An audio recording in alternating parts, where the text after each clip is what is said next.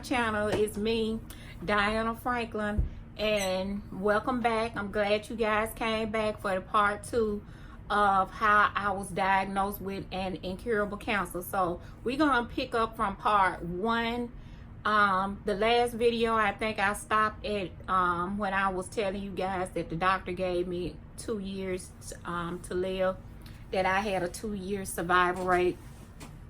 So we're gonna pick up from that. But first, before I get into that story, I wanted to read you guys a poem that I wrote back in 2011, and I titled it Cancer I'm Winning. You come to me in 2011, never giving thought, never caring, not concerned, but only to steal my joy, my body, my mind, and my soul. But you lost. Then in 2014, all hell broke loose, but God had already wrapped his loving arms around me and said, I got you. You gonna make it. You're gonna be okay. I'm gonna take this cancer away. A wake-up call, sure. A testimony, definitely. Victory, yes, Lord. But the journey of you has made me strong enough to see and feel that I thought that I could not take. I lost my hair. I didn't care. I can barely see, but I'm still me. My face started to bump and I limped when I walked. But that was only a glimpse. The devil wanted to steal my soul, but I had another goal. I gave it to God, and with him I'm winning. You guys, back then, it was rough. It was hard. I ain't see no way out. I had a relationship with God, but I didn't have like a close-knit relationship with God. It was a lot of things that I could have been doing and I didn't, and I put everything before me, and I put everything before God. But now it's like a totally different situation, and I ain't ashamed to sit up here and admit that I done did a lot of wrongs and I done had a lot of faults and things that I done did. But I know God is a forgiving God, and I know God have had mercy on me, and I know that he is the one that's taking me through this journey and nobody else. I ain't doing this by myself.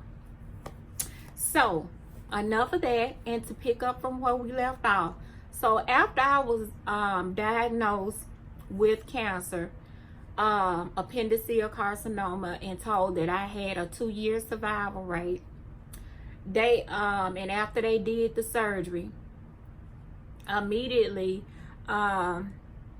they started planning for the chemotherapy treatments. So if anybody know anything about tumor markers, my tumor markers was at they was way up in the numbers, like a 28, 29, but after the debulking, they was around like 26, 24.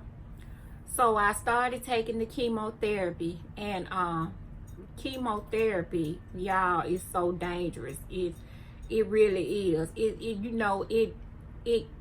can kill cancer cells depending on the type of chemotherapy is and the type of cancer it is, but it also destroys other things in your body.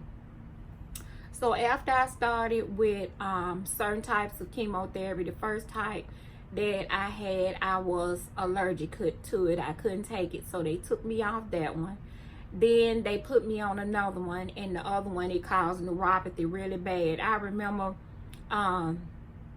waking up after treatment, and my estranged husband, he was in the room with me, and I was telling him that I can't feel my legs, I can't feel my fingers, I can't feel my feet, I can't feel my toes. He went, got the nurses, and they came in there and they stopped the treatment, and then they put me in a wheelchair, and then they gave me Benadryl and other meds to counteract the chemo med. So, but before I left therapy that day, all my feeling and stuff started coming back after the meds and stuff that they had given me. So as time progressed on, during this time, I didn't lose my hair, but when I had breast cancer, when I was taking chemo, I did lose my hair. I lost all of my hair except for like one patch up here. My estranged husband, he cut all my hair off, so I just had just like a strand of hair right here. But this treatment right here, I was fortunate enough that I didn't lose my hair like they thought. I didn't lose my lashes, I didn't lose my brows, and I didn't lose my lashes and brows with the other treatment for breast cancer either. So, but then I just want you guys to know, like, even though like you go through a sickness and you go through things, and then you going through a sickness and you trying to get well, and you have other things that go on in your life too.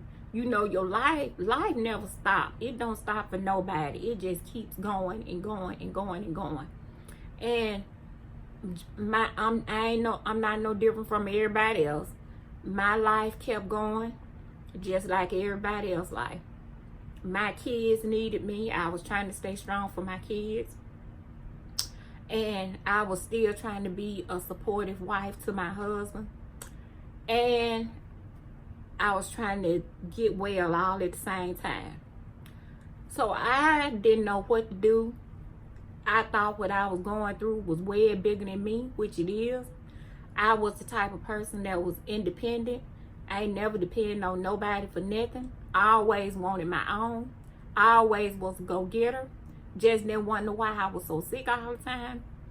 But then I realized this was something I couldn't handle. So that's how I got a close relationship with God. I started focusing more on Him and asking Him to help me.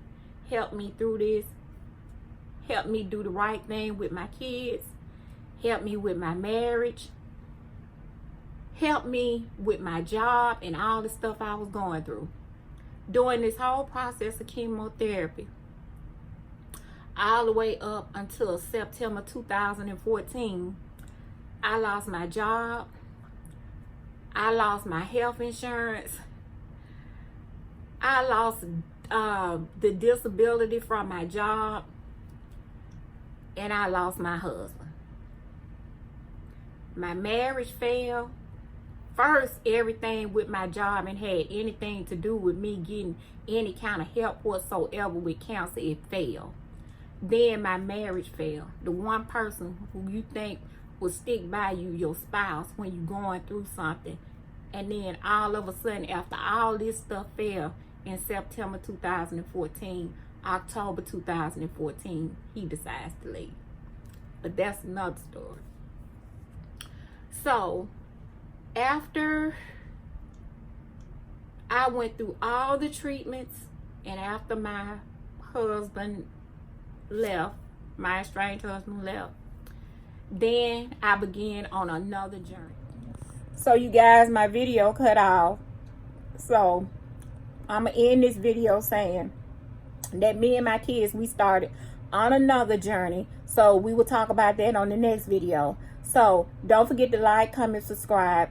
Share this video with anyone and everyone, and let them know what I'm doing over here on my channel. And again, cancer can take a lot away from you, but one thing it can't take the love in your heart that you have for you and your family. So you guys have a blessed day. Much love, and I'm out.